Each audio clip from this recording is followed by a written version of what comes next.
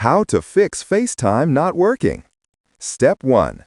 Check your Wi-Fi or cellular FaceTime settings. You can check this in the Control Center or at the top of your iPhone screen. Also, make sure that you can use FaceTime without Wi-Fi by making sure cellular data is enabled for FaceTime in your settings. Step 2.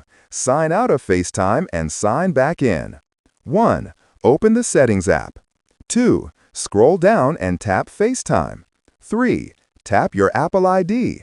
4. Select Sign Out. 5. Once you are signed out, tap Use your Apple ID for FaceTime. 6. Sign in using your Apple ID details. Step 3. Check if your date and time are set to automatic. 1. Open the Settings app. 2. Tap General. 3. Select Date and Time. 4. Make sure that Set Automatically is toggled on and your time zone is correct.